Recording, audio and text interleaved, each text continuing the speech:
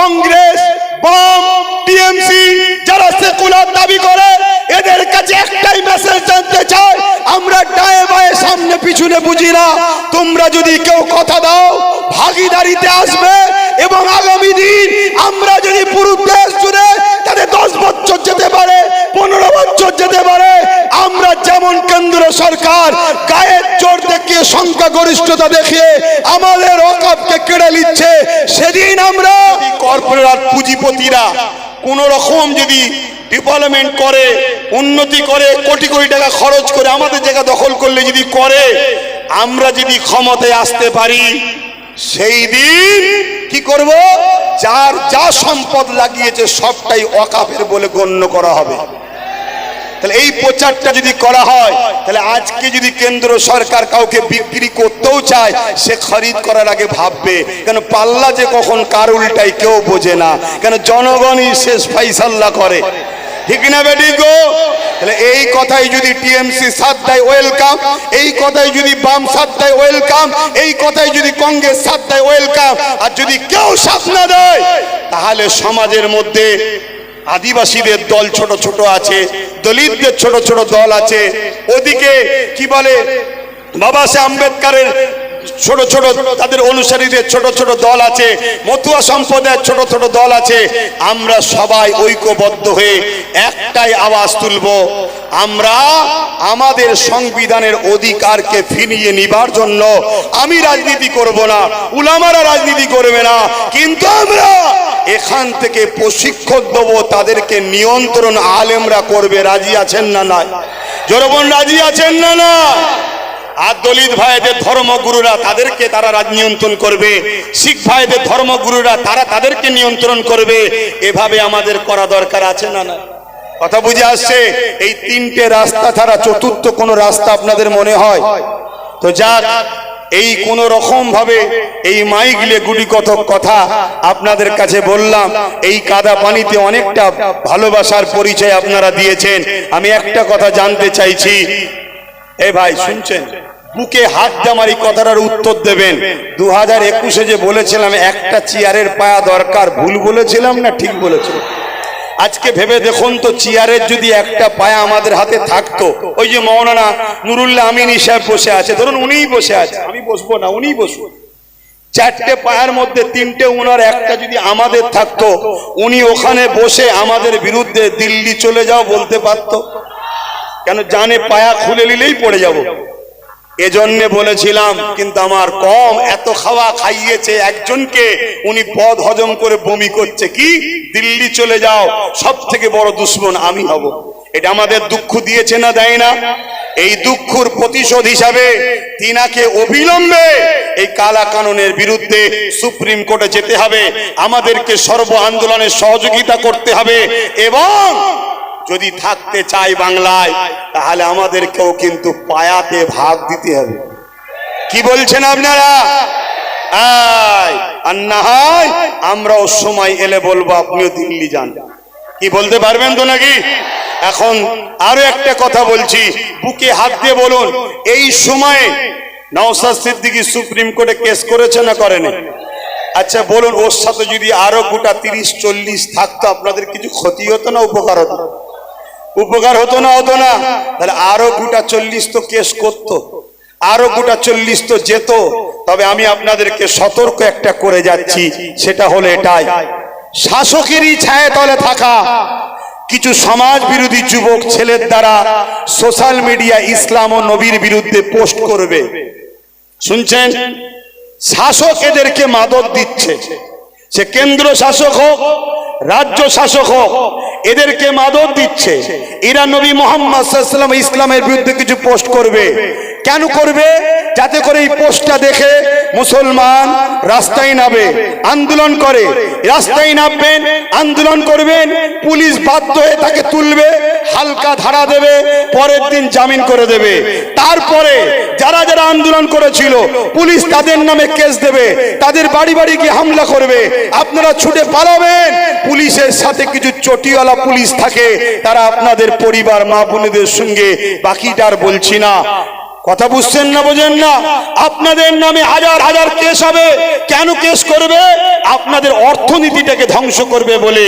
রাজ্য সরকার যদি সত্যি ওয়াকফ কালা কানুনের বিরুদ্ধে হতো, তাহলে 14 তারিখে যখন নওশাদ কলিকাতা শিয়ালদায় ডেকেছিল, ভাঙড় থেকে আসা 1000 নিরীহ ছেলের নামে কেন রাজ্য সরকারের পুলিশ কেস দিল?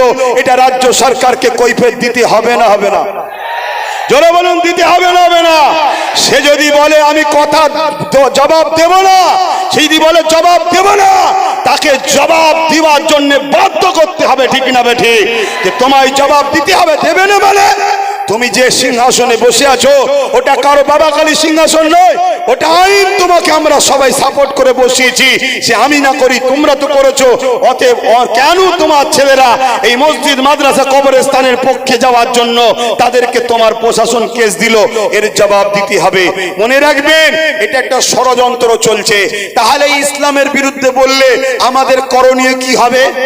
এটা প্রশ্ন তো নাকি? করণীয় হলে এটাই, আপনারা এলাকার উলামাদের ঘরে জানাবেন। শুনছেন?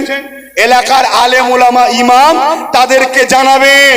আলেম উলামা ইমামরা রেগে গেলে হবে না, একটা ইমানি দায়িত্ব আছে, করতে হবে। জানাবেন। ইমাম আলেম উলামারা কি করবে? ওই এলাকার এমএলএ সাহেব, এমপি সাহেবের কাছে যাবে। 24 ঘন্টার মধ্যে ছেলেটা অ্যারেস্ট চাই, নাই আগামী দিন আপনার বিরুদ্ধে আমরা রাস্তায় নামবো। আলেমরা মসজিদে মসজিদে আপনার বিরুদ্ধে বলবো। এই দায়িত্ব উলামাদের হাতে ছাড়বেন। আপনারা রাস্তায় নামবেন না। আপনাদের ঘরে ফাঁসাতে চাইছে, আপনাদের ঘরে কেস দিতে চাইছে, আপনাদের ওই কেসে 5000 10,000 করে জামিন যাবে। আপনাদেরকে তাড়া করার নামে প্রশাসনের সাথে চটি পড়া প্রশাসন যাবে। প্রশাসন কখনো খারাপ হতে পারে না, চটি পড়া যাবে।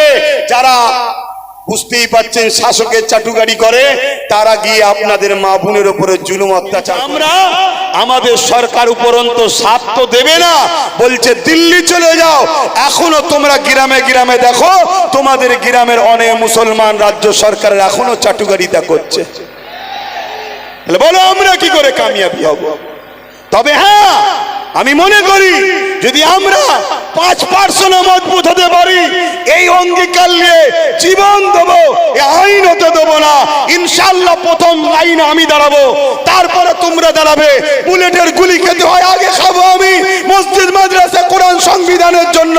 তাহলে আমি বলে যাচ্ছি, এই 5% আইনকে বাতিল করে ইনশাল্লাহ দেখাবো।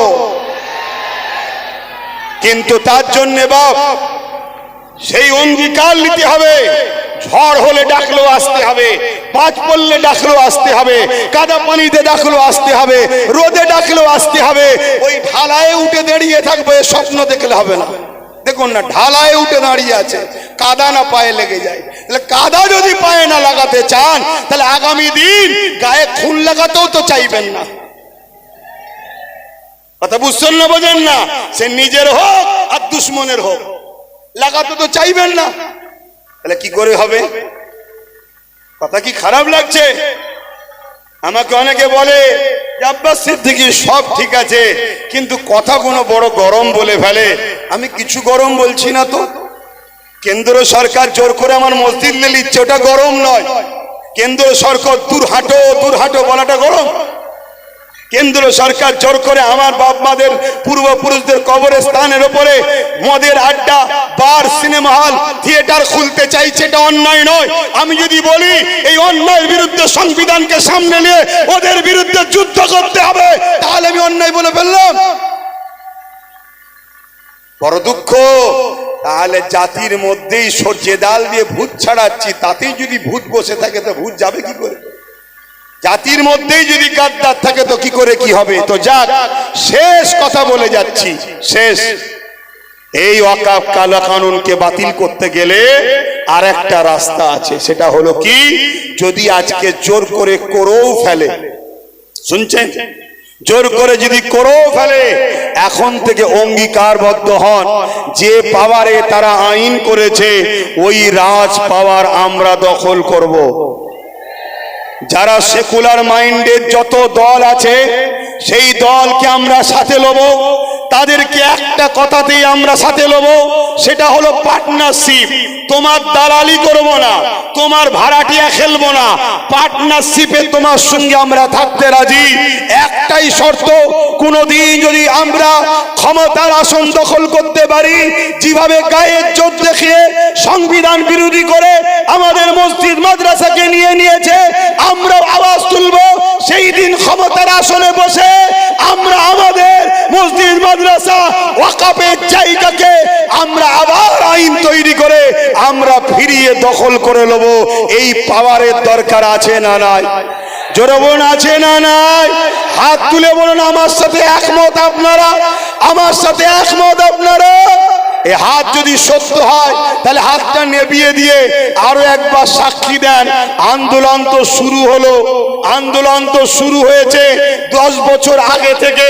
এই আন্দোলন বিভিন্ন জায়গায় আজও হচ্ছে, হবে, কিন্তু আগামী দিন এই আন্দোলনকে আমি চাইছি আপনাদেরকে সাথে করে নিয়ে কলিকাতার ব্রিগেডে নিয়ে যেতে চাই। আপনারা কি নিজেদের খরচে যেতে রাজি? যেতে রাজি? যেতে রাজি? কেন? আমি দেখতে চাই, আমি দেখতে চাই আমার দেশের সেনাবাহিনীরা সত্যি পারমিশন দেয় না সাপ হয়ে কেমরে উজা হয়ে কেউ ঝাড়ছে, এটাও দেখা দরকার আছে। ঠিক না বেঠিক গো? কেন? আমিও একবার ট্রাই করতে চাই।